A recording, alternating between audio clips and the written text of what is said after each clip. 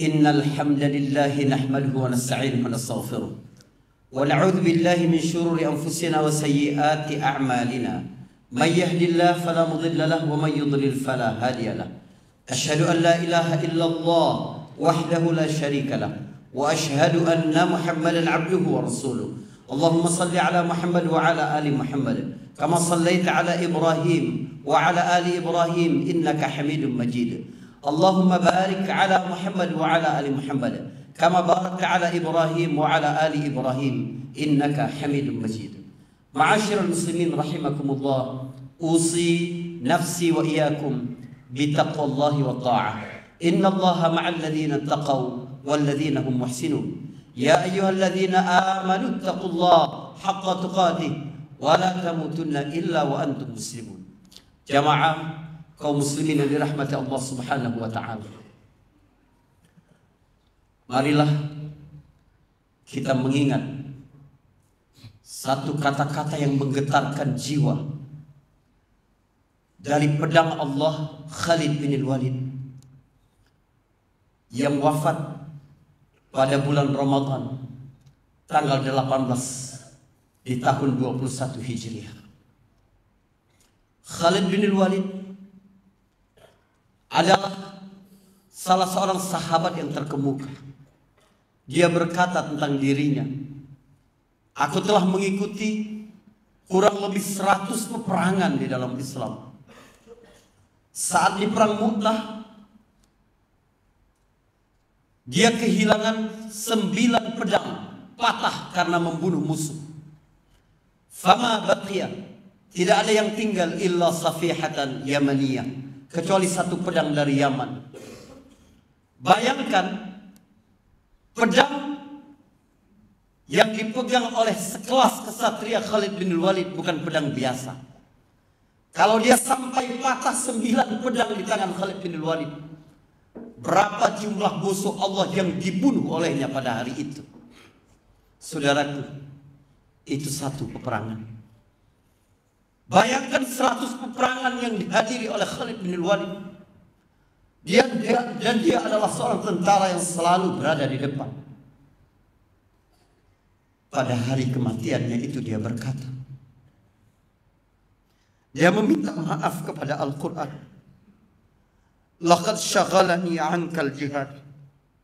Laqad syaghalani al-jihad fi sabilillah an kathirin min qiraatil Quran. Jihad di jalan Allah Subhanahu wa ta'ala telah menyibukkanku sehingga aku sedikit sekali membaca Al-Quran. Khalid bin Walid, pedang Allah, merasa menyesal di akhir usianya karena sedikit membaca Al-Quran. Padahal yang membuat dia sibuk dari bacaan yang banyak itu adalah jihad di jalan Allah Subhanahu wa ta'ala. Bagaimana engkau menghadap Allah nanti ketika melihat dalam catatan-catatan amalmu betapa sedikit interaksimu dengan Al-Quran? Saudaraku, Allah menyebutkan satu kali saja kata Ramadan dalam Al-Quran, dan Allah menyebutkannya sebagai bulan Al-Quran, bukan bulan puasa. Artinya hubungan antara Ramadan dan Al-Quran jauh lebih kuat daripada hubungan antara Ramadan dan puasa. Apa kabar hatimu dengan Al-Quran? Fudail bin Iyad, rampok besar, begal di jalanan, yang kemudian menjadi guru para ulama. Di antaranya adalah guru Imam Syafi'i rahimahullah. Satu hari dia memanjat rumah untuk merampok. Lalu dia mendengar bacaan Al-Quran. Ketika dibacakan ayat, alam ya'ni lilladzina amanu an takhsha'a qulubuhum li dzikrillah wa ma nazala minal haqq. Belumkah datang waktunya bagi orang-orang yang beriman tunduk hati mereka untuk mengingat Allah dan kepada kebenaran yang telah diturunkan kepada mereka. Seketika bergetar tubuh Fudail bin Iyad. Lalu dia berkata, ana ya Rabb, ana ya Rabb. Sudah datang ya Rabb, sudah datang ya Rabb. Bertahun-tahun kita membaca Al-Quran. Sudah seberapa dia memberi efek satu demi satu ayat dalam kehidupan. Al-Quran ini bukan benda biasa, bukan makhluk, tapi dia adalah kalam Allah. Dia adalah perkataan Allah Subhanahu wa ta'ala. Sekaligus dia adalah mukjizat paling besar yang diturunkan kepada Nabi Muhammad sallallahu alaihi wasallam. Bahkan dibandingkan dengan mukjizat manapun kepada nabi siapapun sebelum beliau. Apa mukjizat paling besar kepada nabi-nabi sebelum Rasul sallallahu alaihi wasallam? Nabi Isa alaihissalam dapat menghidupkan fisik yang sudah mati. Hanya beberapa orang, dan yang dihidupkan adalah fisiknya. Sementara Al-Quran menghidupkan jutaan bahkan miliaran hati manusia sampai nanti pada hari kiamat. Tapi apakah ketika kita menggenggam mushaf Al-Quran, ketika kita membaca, ketika kita mendengar, ketika kita mentadabburinya, ada rasa di dalam hati kita bahwa kita sedang menyaksikan, kita sedang bersama mukjizat paling besar yang pernah Allah tampakkan kepada manusia? Sebagai perbandingan, bayangkan manusia sedang ramai berada di tengah padang tempat berkumpul. Hari itu adalah hari bersejarah, di mana Fir'aun sedang mengumpulkan tukang-tukang sihir paling hebat dari tentaranya. Sementara di pihak musuh hanya berdiri Nabi Musa alaihissalam. Bayangkan seorang Bani Israel yang tertindas bertahun-tahun di Mesir oleh pribumi Koptik. Hari itu dia harus menjawab tantangan Fir'aun. Ingin dipermalukan di depan lautan manusia. Musa sendirian bersama tukang-tukang sihir yang terkenal sangat hebat di era itu. Lalu tukang sihir itu melemparkan tali-tali mereka dan berubah menjadi ular. Musa terkejut. Musa mundur selangkah, tapi Allah berbisik. Wahyu Allah diberikan kepada Musa. Jangan takut Musa, lemparkan tongkatmu sekarang. Dan Nabi Musa alaihissalam melemparkan tongkatnya, lalu menjelma menjadi ular besar dan memakan jelmaan-jelmaan tali-tali tukang sihir itu. Fa'ulqiyas saharatu sujada qalu amanna bi rabbi Harun wa Musa. Seketika tukang sihir yang hebat itu semuanya tersujud, tersungkur sujud, karena tahu di depan matanya itu adalah hakikat, itu adalah mukjizat, itu bukan sihir seperti apa yang mereka lakukan. Lihat, ilmu mereka yang tinggi tentang sihir tidak ada apa-apanya dibanding mukjizat tongkat yang berubah menjadi ular, sehingga mereka semua tertunduk sujud kepada Allah dan berkata, kami beriman kepada Tuhan Musa dan Harun. Atau ikutilah perjalanan Nabi Musa alaihissalam bersama Bani Israel ketika dikejar oleh Fir'aun dan tentaranya. Tentara paling kuat ketika itu dipimpin langsung oleh pemimpin yang paling kejam dalam sejarah umat manusia. Tiba-tiba keputusasaan di depan mata. Mereka dihadapkan dengan laut merah, sementara pasukan musuh semakin dekat. Mereka semua sudah menyerah dan berkata, inna lamudrakun, kita sudah tertangkap. Tapi Nabi Musa berkata, qala kalla inna ma'iya rabbi sayahdin. Tidak, bersamaku ada Tuhan yang akan menunjukkanku, memberikan jalan keluar bagi persoalan ini. Lalu Allah memerintahkan Musa, idrib bi'asakal bahar, pukul tongkatmu itu ke laut wahai Musa. Lalu terbelah lautan menjadi jalan. Bagaimana perasaan ribuan orang yang bersama Nabi Musa alaihissalam yang sedang berada dalam keputusasaan, tiba-tiba melihat mukjizat di depan mata mereka. Mereka melihat air menjadi dinding, lalu mereka mengalami sendiri, merasakan nikmat Allah Subhanahu wa taala dari mukjizat itu. Saudaraku, Al-Quran yang ada bersamamu itu adalah mukjizat yang jauh lebih besar dari tongkat Nabi Musa alaihissalam. Tapi seberapa kita tunduk dan punya pengalaman spiritual yang paling dalam bersama Al-Quran. Demi Allah, jika Ramadan ini gagal mendekatkanmu kepada Al-Quran, tidak ada momentum yang lebih baik untuk mendekatkanmu kepada risalah Allah Subhanahu wa taala itu. Allah cinta kepadamu, lalu mengirimkan manual book bagaimana engkau hidup yang sesungguhnya. Allah tidak ingin membiarkan sedikit pun hidupmu itu dalam kegelapan, dalam kebingungan, dalam kesesatan. Lalu Allah turunkan Al-Quran. Dan Al-Quran itu diturunkan di bulan Ramadan ini. Karena itulah bulan ini menjadi bulan mulia. Sebab segala sesuatu yang berkaitan dengan Al-Quran, dia menjadi mulia.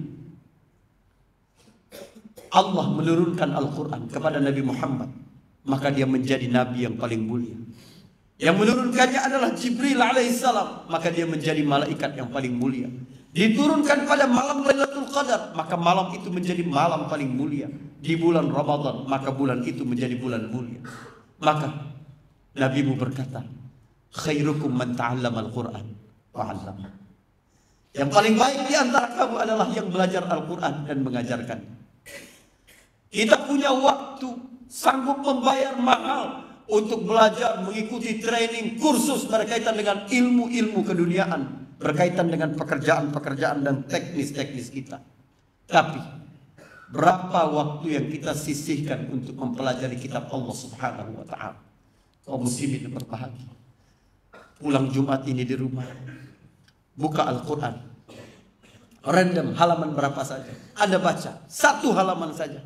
Coba dicek berapa banyak kesalahan dari bacaan. Satu halaman saja ada banyak kesalahan yang akan kamu dapatkan. Lalu engkau mengaku menjadi umat Nabi Muhammad SAW. Lalu engkau mengaku engkau beriman kepada Allah dan kepada kitabnya. Lalu engkau merasa sebagian daripada umat terbaik ini. Jauh sekali kita. Mari evaluasi diri kita di bulan Ramadan ini. Apa kabar kita dengan Al-Quran? Itu baru bacaan. Apalagi kalau kita baca lagi. Lalu lihat berapa persen kita paham dari satu halaman saja. Berapa persen kita paham? Sudah berapa tahun kita membaca Al-Quran, tapi tidak ada peningkatan pemahaman kita dengan kitab ini. Sementara dia adalah bentuk kasih sayang Allah Subhanahu wa ta'ala. Allah menurunkan kitab ini bukan untuk menyusahkan kita, bukan. Allah tidak menurunkannya untuk membuat kita susah, tapi dia justru menjadi rahmat dari Allah Subhanahu wa ta'ala. Apa kabar kita dengan Al-Quran? Al-Quran adalah mukjizat. Setiap kata-katanya adalah mukjizat. Pilihan katanya, diksinya, urutan ayatnya, urutan surah demi surahnya, semua dapat terlihat. Apalagi isi dan substansi Al-Quran, semuanya melambangkan mukjizat yang besar dari Allah Subhanahu wa ta'ala. Tapi kita menyia-nyiakannya. Kita yang oleh Nabi SAW mengadu kepada Allah, sebagaimana yang Allah rekam dalam surat Al-Furqan ayat 30. Wa qala ar-rasul inna qaumi ittakhadhu hadzal qur'ana mahjura. Dan Rasul berkata kepada Allah, sesungguhnya kaumku telah lalai, berpaling, pergi menjauh dari Al-Quran. Saudaraku, tidak semua umat Nabi SAW lari dari Al-Quran. Insya Allah kita adalah bagian orang yang terus ingin mendekap, hidup bersama dalam mukjizat paling besar dari Allah Subhanahu wa ta'ala yang ditunjukkan kepada umat manusia ini. Betapa besar puji Allah Subhanahu wa ta'ala kepada kita. Jika sekiranya hati kita ini memiliki ketertarikan untuk mendengar lebih banyak tentang ayat-ayat Allah, membacanya, berinteraksi dengannya, mentadaburinya, mendengar kajian-kajian yang berisi tafsir-tafsir dan tadabbur Al-Quran demi Allah, tidak ada kebaikan kecuali engkau tetap bersama Al-Quran. Barakallahu li wa lakum wastaghfiruhu innahu huwal ghafurur rahim.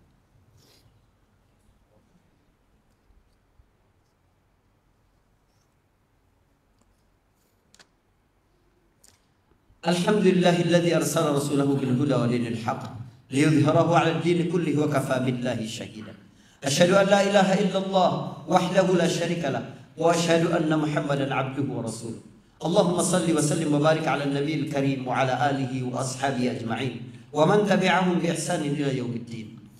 Ma'asyiral muslimin rahimakumullah, usi nafsi wa iyyakum bi taqwallah. Ya ayyuhalladzina amanu taqullaha haqqa tuqatih wala tamutunna illa wa antum muslimun. Saudaraku, minggu lalu saya mengunjungi California Science Center di Los Angeles. Itu ditampilkan pesawat yang pertama kali menjejakkan ke bulan, beserta seluruh dokumentasi. Ada salah seorang mahasiswa Indonesia yang kuliah di aerospace. Saya tanya ke dia, kenapa semua foto-foto luar angkasa itu malam? Kenapa gelap? Dia bilang, iya Ustaz, ya saya baru perhatian. Iya, kenapa? Apakah di sana selalu malam? Tentu tidak. Ya, ternyata pada ketinggian 7.500 di atas permukaan bumi itu sudah tidak ada lagi oksigen. Yang bisa mengantarkan cahaya itu adalah oksigen. Jadi saya dapat melihat antum dapat melihat saya ini. Bukan hanya karena faktor cahaya, tapi karena ada oksigen yang mengantarkan cahaya. Di luar angkasa itu tidak ada oksigen, sehingga kita tidak bisa melihat apa-apa. Orang baru tahu ketika mereka pergi pertama ke ruang angkasa. Al-Quran, mukjizat paling besar dalam hidupku itu. 15 abad sebelum itu telah menjelaskannya dengan sangat terang dalam surat Al-Hijr ayat 14 dan 15. Walau fatahna alaihim baban minas sama, fadhallu fihi ya'rujun, laqalu innama sukkirat absaruna, bal nahnu qaumun mashhurun. Jika sekiranya kami buka salah satu pintu langit, lalu mereka dapat naik ke atas, mereka akan berkata, kenapa tiba-tiba pandangan kita tertutup? Kita tidak bisa melihat apa-apa. Bahkan kita seperti kaum yang terkena sihir. Al-Quran bukan kitab sains, dia adalah kitab petunjuk. Tapi di antara cara Allah membuktikan kebenaran kitabnya, akan selalu ada bukti-bukti ilmiah, penemuan-penemuan manusia yang terlambat. Tapi Allah Subhanahu wa ta'ala telah jelaskan kepada kita. Teranglah bagi orang mukmin bahwa ketika dia bersama Al-Quran, harusnya hatinya benar-benar tunduk, ingin selalu bersama dan merasakan pesonanya. Sebab dia bersama mukjizat yang jauh lebih besar daripada terbelahnya lautan. Menyaksikan orang yang mati hidup kembali, atau menyaksikan ular Nabi Musa menangkap tali-tali tukang-tukang sihir itu. Semoga Allah Subhanahu wa ta'ala menjadikan kita ahli Al-Quran. Dan Ramadan hari ini, Ramadan tahun ini adalah momentum kita untuk terus dekat dengan kitab Allah Subhanahu wa ta'ala. Allahumma ighfir lil muslimin wal muslimat wal mu'minin wal mu'minat al ahya' minhum wal amwat innaka sami'un qaribun mujibud da'wat. Allahumma inna nas'aluka al 'afwa wal 'afiyah fid dunya wal akhirah. Allahumma inna nas'aluka al 'afwa wal 'afiyah fi dinina wa dunyana wa ahlina wa malina. Allahumma astur 'awratina wa amin rawahatina wahfazna min bayni aydina wa min khalfina wa 'an yaminina wa 'an shimalina wa min fawqina wa na'udzu bika an ughtala min tahtina. Allahumma ij'alna min ahli al-Qur'an. Allahumma ij'alna min ahli al-Qur'an. Allahumma ij'alna min ahli al-Qur'an. Allahumma ij'alhu shifaan lana ya Rabb. Syafi'an lana ya Rabb. Allahumma ij'alhu syafi'an lana ya Allah ya arhamar rahimin. Allahumma taqabbal minna innaka antas sami'ul alim wa tub 'alaina innaka antat tawwabur rahim. Allahumma inna nas'aluka al-huda wat-tuqa wal-'afafa wal-ghina wa nas'aluka makarimal akhlaq. Allahumma ansur ikhwanana fi Palestin. Allahumma ansurhum jami'an ya Allah ya arhamar rahim. Allahumma 'alaika bi'a'da'id-din, a'da'ika wa a'da'id-din, al-yahud al-zalimin. Ya Allah ya qahhar ya muntaqim ya qawi ya matin. عليك باليهود عليك باليهود عليك باليهود. ربنا آتنا في